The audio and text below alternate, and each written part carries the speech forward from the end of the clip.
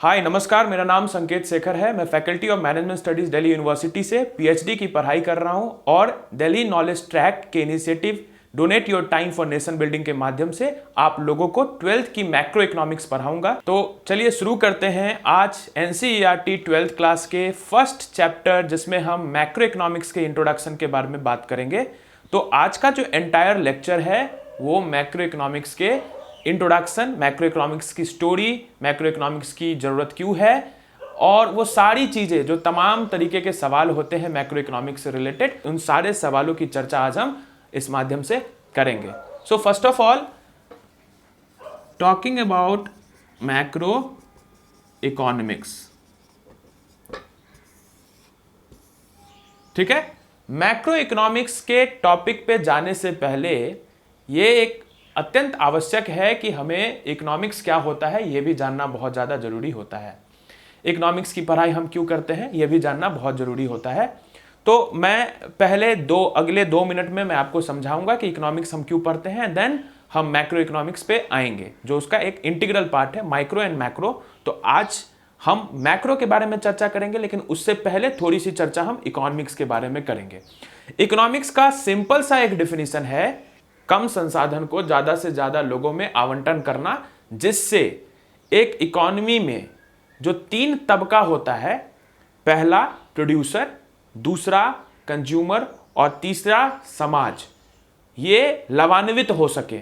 लाभान्वित होने का मतलब मेरा यह है कि एक उपभोक्ता को सेटिस्फैक्शन चाहिए होता है, संतुष्टि चाहिए होती है, एक उत्पादक को मुनाफा चाहिए होता है और समाज में एक सामान्य जन कल्याण की अपेक्षा हम करते हैं। तो अर्थव्यवस्था और अर्थशास्त्र पढ़ाया इसलिए जाता है कि इससे हम कम संसाधन को इस तरीके से आवंटित करें ताकि producer, consumer and society in तीनों तक लाभ पहुंच सके। इन तीनों का लाभ अलग अलग होता है।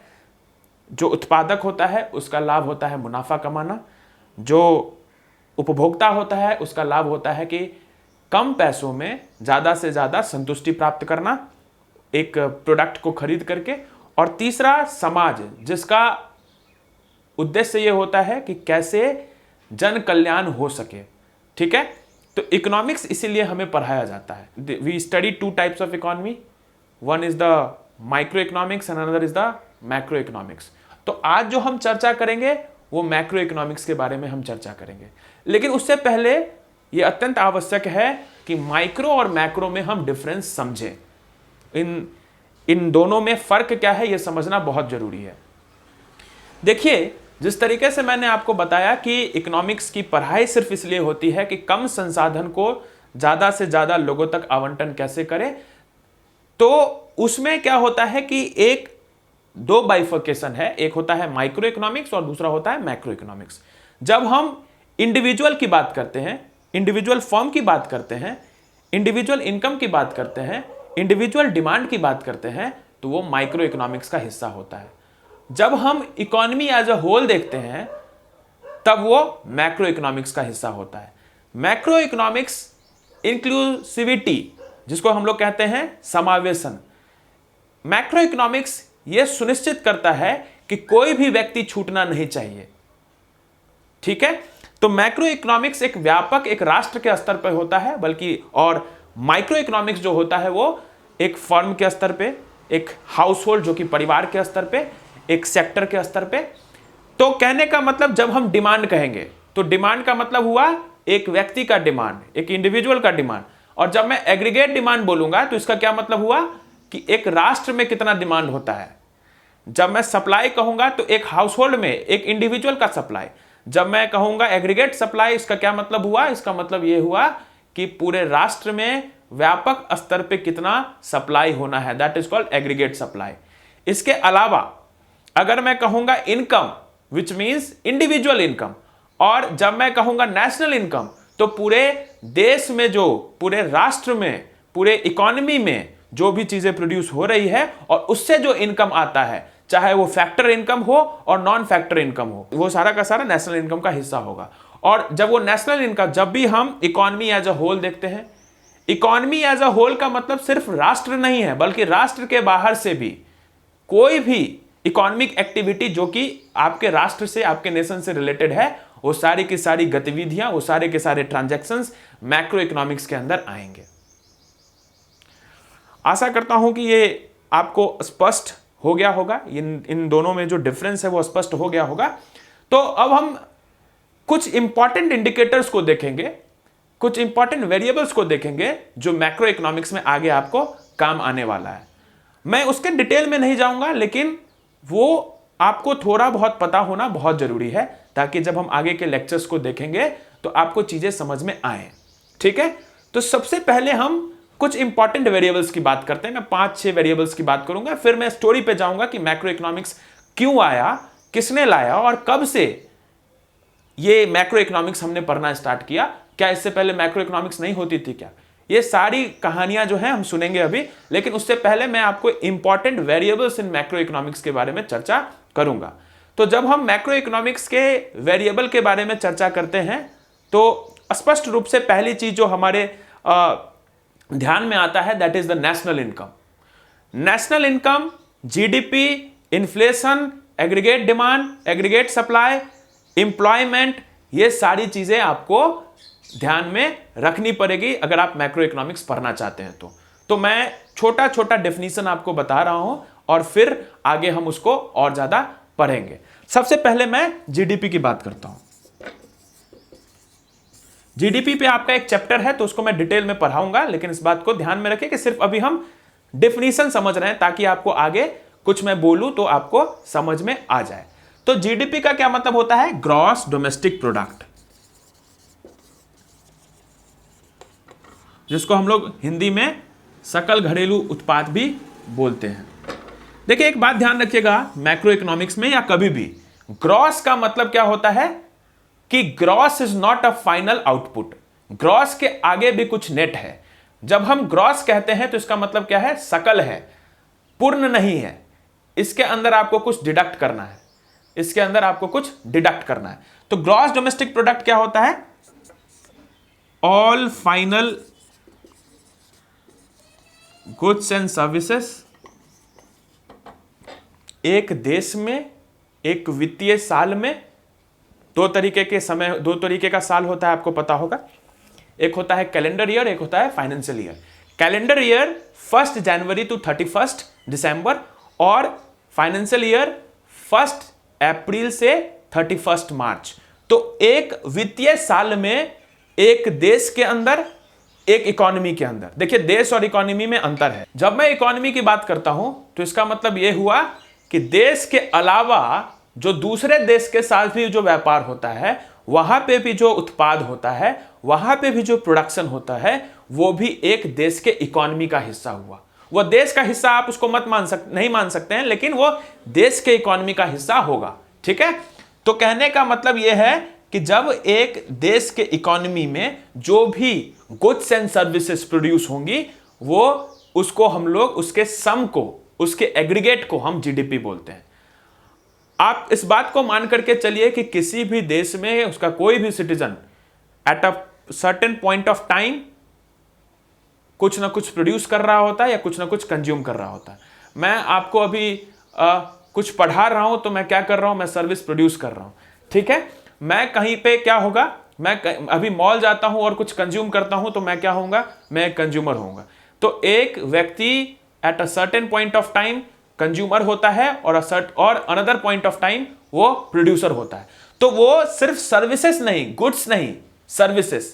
आप मान के चलिए कि एक व्यक्ति है, वो या तो क्या करता है, अपना लिविंग ऑर्गेनाइज करने के लिए, अपनी जीविकोपार्जन जिसको हम कहते हैं, उनकी व्यवस्था करने के लिए या तो वो जॉब करता है या फिर बिजनेस करता है। तो अगर जॉब करता है तो he is involve in goods.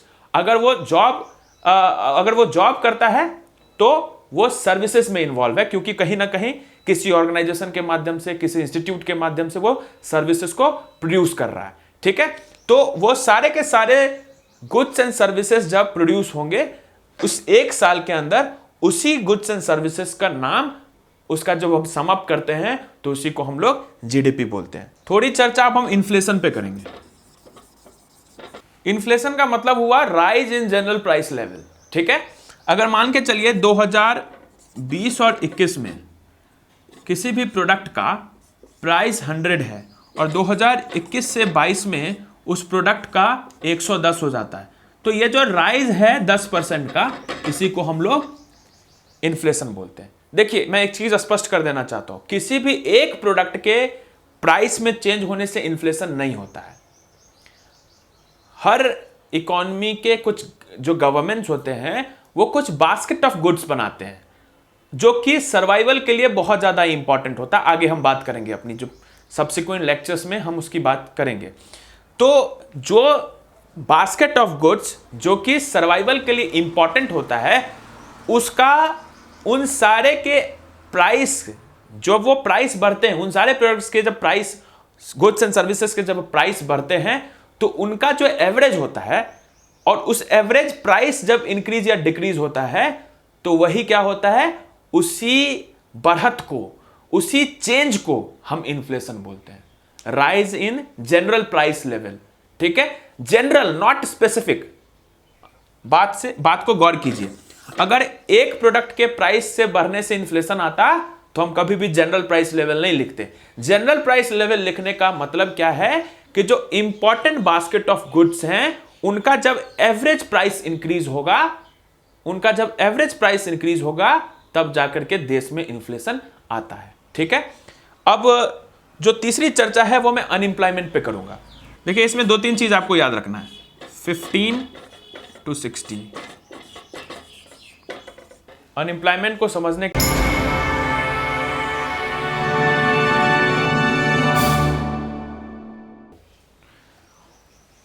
काम करने में सक्षम है। सक्षम का मतलब क्या है यहां पे, physical, mental and spiritual wellbeing. ठीक है, मानसिक तौर पे, आध्यात्मिक तौर पे और शारीरिक तौर पे वो एबल है काम करने के लिए।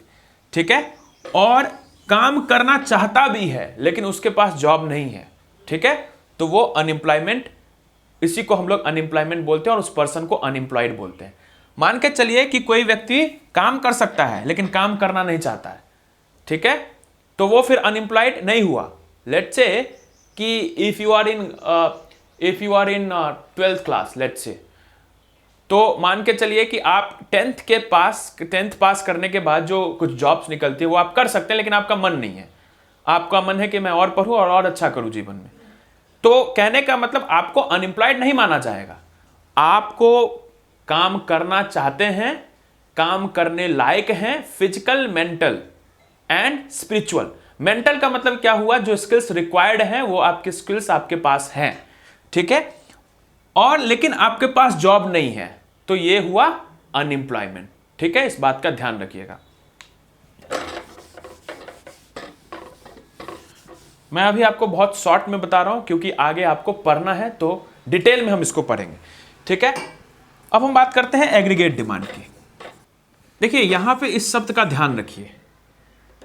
जब मैं पीपल बोलता हूं तो इसका क्या मतलब है, वो सारे लोग, चाहे वो गवर्नमेंट हो, चाहे वो फर्म हो, चाहे वो कोई भी व्यक्ति, फ्रॉम नीडल टू एरोप्लेन, कुछ भी जब डिमांड किया जाता है, वो सारे के सारे जो डिमांड होते हैं वो एग्रीगेट डिमांड के अंदर आते हैं। समेशन ऑफ ऑल डिमांड्स, ठीक है, that comes under aggregate demand.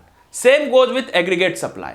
ठीक है, सारे के सारे सप्लाई जो एक देश के अंदर किए जाते हैं, वो किसी भी चीज का हो सकता है, प्रोडक्ट से लेकर के, सर्विसेज से लेकर के, एनीथिंग, वो एग्रीगेट सप्लाई के अंदर आता है। ठीक है, तो इसके अलावा देयर आर 4 सेक्टर। अब हम कुछ टर्मिनोलॉजी से फेमिलियर हो गए हैं, तो अब हम बात करेंगे। There are 4 sectors in macro economy और economy in large, rest of the world. ठीक है, तो इकोनॉमी में 4 सेक्टर होते हैं, household, firm, government and rest of the world. ठीक है, अब ये 4 क्यों होते हैं, पहला सवाल। और दूसरा, ये 4 इंटर रिलेटेड कैसे हैं। देखिए, कोई भी व्यक्ति लेट्स से मैं एक एग्जांपल से आपको समझाना चाहता हूं। Let's say Reliance India limited के सीईओ मुकेश अंबानी, इनके पास क्या है? फर्म है, रिलायंस इंडस्ट्रीज लिमिटेड है, ठीक है। इनके पास क्या हाउस होल्ड है? इनकी फैमिली है? क्या गवर्नमेंट से इनका कोई कनेक्शन है? क्या है? गवर्नमेंट को जीएसटी देते हैं, गवर्नमेंट की पॉलिसीज को मानते हैं ये। उसके बाद rest of the world FDI, FII अपने प्रोडक्ट को एक्सपोर्ट करते हैं, ठीक है।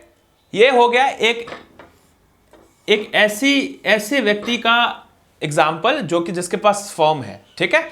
दूसरी बात, लेट्स से मैं, ठीक है, मैं क्या हूं? फर्म, मैं क्या हाउस होल्ड हूं? Yes, I have my family, I have expenditure, I have demand, मेरे पास डिमांड है। क्या मैं फर्म से किसी भी तरीके से रिलेटेड हूं? हाँ, जहां से मुझे पैसा मिलता है काम करने के लिए वो मेरे लिए फर्म है, ठीक है। उसको हम लोग फैक्टर इनकम भी बोलते हैं। अब ये फर्म से जो मुझे पैसा आ रहा है वो मैं अपने घर में लेके जाकर के जा रहा हूं। मेरे घर वाले उसको क्या करेंगे? खर्च करेंगे। मैं क्या करूंगा? खर्च करूंगा। कहां खर्च करूंगा? शॉपिंग मॉल में, रिलायंस फ्रेश में, मंडी में, फ्रूट सेलर के पास। तो वो क्या हो रहा है? वो फिर उनके पास पैसा पहुंच रहा है। क्या यहां पे कहीं भी गवर्नमेंट इन्वॉल्व है क्या? हां, गवर्नमेंट इन्वॉल्व इसलिए है कि कितना टैक्स गवर्नमेंट काटेगी और कितना पैसा हमारे पास बचेगा, ये इसमें गवर्नमेंट का बहुत बड़ा रोल है। तो गवर्नमेंट का रोल हमारे पास कितना इनकम कट करके आएगा ये भी है। इनकम का कितना % हम सेव करेंगे इसमें भी गवर्नमेंट का बहुत बड़ा रोल है। कैसे? आप देखोगे कि कौन से बैंक में कितना इंटरेस्ट दे रहा है। जिस बैंक में सबसे ज्यादा इंटरेस्ट दे रहा होगा उस बैंक में आप क्या करोगे? अपना पैसा डालोगे। तो कहीं ना कहीं आप कहीं भी देख लें, आपको इन 4 सेक्टर्स में इंटर रिलेटेड है। रेस्ट ऑफ द वर्ल्ड से कैसे इंटर रिलेटेड है? क्या जो मैं चीजें अभी पहन रहा हूं, क्या वो सारी की सारी चीजें इंडिया में बनी हुई है? नहीं हो सकती है। तो कहीं ना कहीं मैं क्या कर रहा हूं? फॉरेन गुड्स एंड सर्विसेज पे डिपेंडेंट हूं, ठीक है। हमारे देश में जो फॉरेन एक्सचेंज है, हमारे देश की जो सरकार है, उनके पास भी बहुत सारी इनकम फॉरेन से आती है। तो कुल मिलाकर के एक इकोनॉमी में 4 सेक्टर होते हैं, ठीक है। और ये 4 सेक्टर अपने आप में इंटीग्रेटेड है, ठीक है। और इसमें जब इकोनॉमी फ्लो होती है, एक का पैसा दूसरे के पास जाता है, दूसरे का पैसा तीसरे के पास जाता है, तीसरे का पैसा चौथा के पास जाता है। ये सर्कुलर फ्लो ऑफ इकोनॉमी हम उसी को बोलते हैं। मैं आपको एक बार फिर से बताना चाहता हूं कि सर्कुलर फ्लो ऑफ इकोनॉमी क्या होती है। I work in a firm, मैं एक प्राइवेट कंपनी में काम कर रहा हूं, एग्जाम्पल, ठीक है। प्राइवेट कंपनी में मैं क्या दे रहा हूं? सर्विस। मुझे क्या मिल रहा है? सैलरी, ठीक है। मैं यहां पे क्या हूं? प्रोड्यूसर हूं, सर्विस प्रोड्यूस कर रहा हूं और कंपनी उसके एवज में मुझे सैलरी दे रही है, ठीक है। अब ये कंपनी किसी भी चीज की हो सकती है, ठीक है। ये कंपनी किसी भी चीज की हो सकती है। अब ये सैलरी मैं क्या करूंगा? अपने घर पे लेके जाऊंगा या खुद खर्च करूंगा। कहां खर्च करूंगा? ग्रॉसरी में, क्लोथ्स, स्टेशनरी, एनीथिंग, ठीक है। अब मान के चलिए कि जो सैलरी मुझे मिली इसको मैं यहां पे खर्च कर रहा हूं। मेरा सैलरी का पैसा इन तीनों में डिस्ट्रीब्यूट हुआ, ठीक है। अब यहां पे जो सैलरी का पैसा जब मैंने इन लोगों को डिस्ट्रीब्यूट किया तो ग्रोसरी वाला क्या करेगा? अपने घर पे लेके जाएगा। अब घर पे लेके जाएगा तो उसमें से वो 1000 रुपए की कोई ऐसी चीज खरीदेगा जो मेरे कंपनी में प्रोड्यूस हो रहा है। आप समझ रहे हैं मेरी बात? वो 1000 रुपए की कोई ऐसी चीज खरीदेगा, मुझे पता नहीं है, ये पैसिव हो रहा है, मुझे नहीं पता है, लेकिन वो 1000 रुपए की चीज क्या करेगा? मेरी कंपनी में कुछ बन रहा है उसको खरीदेगा। तो मेरा पैसा मेरे ही कंपनी में आ गया और फिर उसमें से हो सकता है कुछ पैसा मुझे भी मिल जाए। फिर इसमें गवर्नमेंट कहां आई? गवर्नमेंट क्यों आएगी यहां पे? कि अगर यहां पे सैलरी मुझे दिया तो टीडीएस टैक्स मुझे देना पड़ा गवर्नमेंट को, फिर इनको क्या करना पड़ा? जीएसटी देना पड़ता है फर्म को, इनको क्या करना पड़ता है? सेल टैक्स देना पड़ता है, ठीक है। और गवर्नमेंट क्या करती है, इन सारी चीजों को रेगुलेट भी करती है। और चौथा क्या था, फॉरेन सेक्टर। ठीक है, तो फॉरेन सेक्टर भी आपके बिजनेस को बहुत इन्फ्लुएंस करता है, आपकी इकोनॉमी को बहुत इन्फ्लुएंस करता है, रेस्ट ऑफ द वर्ल्ड। मैं इस पे आऊंगा कि रेस्ट ऑफ द वर्ल्ड की हम बात क्यों करते हैं। तो कहने का मतलब जब एक दूसरे से, ठीक है, अब ये पैसा क्या होगा, ये पैसा क्या होगा, मान के चलिए इस सैलरी का कुछ पैसा मैंने टैक्स में दे दिया, उस टैक्स का पैसा क्या होगा, रोड में यूज होगा। मैं क्या करूंगा, उस रोड पे चलूंगा। ठीक है, उस रोड से मैं क्या करूंगा, उसी ग्रोसरीज पे जाऊंगा जहां पे मुझे सामान चाहिए होगा। तो ये सारा का सारा क्या है, ये सर्कुलर फ्लो ऑफ इकोनॉमी हम इसी को बोलते हैं, जहां पे ट्रांजैक्शन के बदले में आपको पैसा मिलता है, प्रोडक्शन के बदले में आपको पैसा मिलता है, गुड्स के बदले में आपको पैसा मिलता है, सर्विसेज के बदले में आपको पैसा मिलता है। तो this is how circular flow of economy works. ठीक है, ओके, इस बात को ध्यान रखिएगा, ये बहुत इंपॉर्टेंट है, आगे आपको काम आएगा। Next is the story behind macro economics. Macro economics क्यों आया, ठीक है, मैक्रो इकोनॉमिक्स क्यों आया और कब से ज्यादा हम इसको पढ़ने लगे। ठीक है, देखिए मैक्रो इकोनॉमिक्स की स्टोरी को पढ़ने से पहले दो इकोनॉमिक्स को आपको बारे में थोड़ा सा समझना पड़ेगा। One was John Maynard Keynes और दूसरे एडम स्मिथ।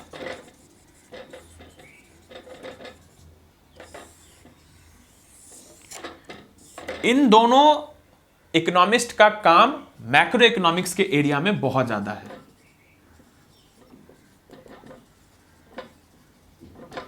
मैक्रो इकोनॉमिक्स के एरिया में इन दोनों इकोनॉमिस्ट का काम बहुत ज्यादा है। हुआ क्या, 1929 में और 30 में वर्ल्ड में ग्रेट डिप्रेशन आया।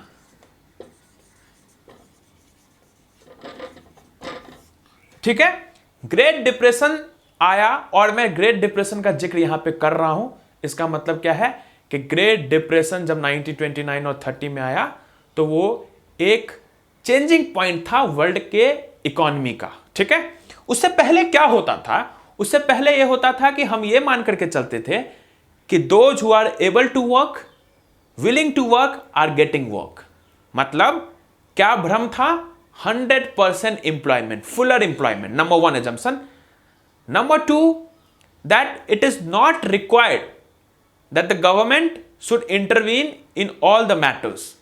गवर्नमेंट का इंटरवेंशन हर एक मामले में जरूरी नहीं है। ठीक है, रेस्ट ऑफ द वर्ल्ड क्या कर रही है उससे ज्यादा हमें मतलब नहीं है। तो कहने का मतलब यह है कि उसके वजह से क्या हुआ कि 1929 में ग्रेट डिप्रेशन आ गया। क्यों आ गया, क्योंकि हम ये मान के चलते थे कि दुनिया में या वर्ल्ड की कोई भी इकॉनमी जब फॉलो हो रही, इंडिया की कोई भी इकॉनमी है, वहां पे 100% एम्प्लॉयमेंट है, ये बात मान करके चली जा रही थी। उसके बाद ये कहा गया कि रेस्ट ऑफ द वर्ल्ड से कोई बहुत ज्यादा मतलब नहीं होना चाहिए कि बाहर की इकॉनमी क्या कर रही है, और उसके अलावा गवर्नमेंट को हर जगह इंटरवीन नहीं करना चाहिए। तो इन तमाम तरीके के जो इल्यूजन्स थे उनकी वजह से 1929 और 30 में ग्रेट डिप्रेशन आया। ग्रेट डिप्रेशन आने का मतलब क्या, पहले डिप्रेशन को समझिए क्या होता है। ग्रेट डिप्रेशन 1929 के आने का जो सबसे बड़ा कारण था, number one was the economic failure. Depression की शुरुआत जो है इकोनॉमिक फेलियर से स्टार्ट होती है, then administrative failure, political failure, bureaucratic failure. जब सारी व्यवस्था खत्म हो जाती है उसी का नाम हम डिप्रेशन बोलते हैं। इकोनॉमिक प्रॉब्लम तो साइक्लिकल है, वो होती रहती है, हर एक 10 से 11 साल पे रिसेशन आते रहता है। आपने 2008 में रिसेशन देखा था, तो वो रिपीट होते रहती है, और जिससे हम अपने पॉलिसी मेजर्स को स्ट्रांग करके अपने देश की व्यवस्था को और नीति को अच्छे रूप से स्थापित करके उसमें हम सुधार भी ला सकते हैं। लेकिन जो डिप्रेशन होता है उसमें एक ह्यूज पॉलिसी रिफॉर्म चाहिए होता है। ठीक है, तो 1929 के बाद 1936 में theory of ways, employment and interest Keynes के द्वारा लिखी गई थी, और उन्होंने मैक्रो इकोनॉमिक्स को बहुत ज्यादा इंफेसाइज किया। कहा कि एक देश में अगर 28 स्टेट्स हैं तो आप एक वन साइज ऑल फिट नहीं होना चाहिए। वन साइज ऑल फिट का मतलब क्या हुआ कि दिल्ली को देख करके सारे इंडिया के पॉलिसी को डिजाइन कर दिया। वेस्ट पुणे को देख करके, बैंगलोर को देख करके, हैदराबाद को देख करके, मुंबई को देख करके सारी पॉलिसीज को डिजाइन कर दिया। तो 1929 से पहले जो पॉलिसीज बनती थी वो वही होता था, वन साइज ऑल फिट। एक पॉलिसी बना दो और उसको कॉपी करते रहो। किन्स ने कहा और एडम स्मिथ ने एम्फसाइज किया कि जो इकोनॉमी है, इकोनॉमिक पॉलिसी है, वो देश के नीड के हिसाब से, लोगों की जरूरत के हिसाब से बनना चाहिए। और कभी भी देश में ओवरऑल, कहते हैं ना कि मैक्रो इकोनॉमिक्स का प्रिंसिपल ही होता है no one should be left out. ठीक है, कोई भी व्यक्ति बचना नहीं चाहिए। तो इसीलिए कहा जाता है कि मैक्रो इकोनॉमिक्स में हमेशा इंक्लूसिविटी की बात की जाती है, समावेशन की बात की जाती है कि हर को इंक्लूड करो। एक फार्मर भी प्रोड्यूस करता है और बड़ी कंपनी में एक उद्योगपति भी प्रोड्यूस करता है, सबको प्रोडक्शन का हिस्सा बनाओ। अगर कोई एरोप्लेन डिमांड करता है और कोई सुई डिमांड करता है, सबको एक डिमांड के क्लस्टर के अंदर लेकर के आओ। एक जिसकी इनकम 100 रुपए है और जिसकी इनकम 1 करोड़ है एक दिन की, उन सबको एक क्लस्टर में लेकर के आओ। इसकी कुछ डिमेरिट्स भी हैं जिसके बारे में मैं बाद में बात करूंगा सब्सिक्वेंट चैप्टर्स में। तो कहने का मतलब ये मुश्किल आई तभी तो हम मैक्रो इकोनॉमिक्स पढ़ रहे हैं। आप समझ रहे हैं कि एक व्यक्ति अगर 100 रुपया कमा रहा है और दूसरा व्यक्ति 1 करोड़ रुपए एक दिन का कमा रहा है और उसको आपने एक क्लस्टर में कर दिया, तो प्रॉब्लम तो आएगी ही ना। पॉलिसीज को डिजाइन करने में प्रॉब्लम तो आएगी ही। एक का डिमांड कुछ और है, दूसरे का डिमांड कुछ और है। 130 करोड़ लोग हैं, उनके अलग अलग डिमांड है। सारे के डिमांड को क्लस्टर किया और एग्रीगेट डिमांड बना दिया। तो केन्स ने और एडम स्मिथ ने माना कि there is a dire need to implement such policy which is inclusive in nature. तो इसीलिए मैक्रो इकोनॉमिक्स को बहुत ज्यादा इंफेसाइज किया गया। मैक्रो इकोनॉमिक्स के बारे में उन्होंने कहा कि अगर आपको देश की व्यवस्था को सुधारनी है तो मैक्रो इकोनॉमिक्स पे ज्यादा फोकस कीजिए, which is more rational and logical, right. जो एजम्पशन पहले के इकोनॉमिक्स, देखिए दो चीज है। केन्स से पहले जो इकोनॉमिक्स हम पढ़ते थे, ठीक है, और इवन एडम स्मिथ से पहले, उसको हम लोग कहते हैं क्लासिकल इकोनॉमिक्स, जिनकी जो अवधारणाएं थी वो कुछ हद तक बहुत गलत थी। और जब हम अभी के इकोनॉमिक्स को पढ़ रहे हैं, इसको हम लोग कहते हैं मॉडर्न इकोनॉमिक्स, ठीक है, जो थोड़ा लॉजिकल और रैशनल है। खामियां इसमें भी है, आगे हम चर्चा करेंगे।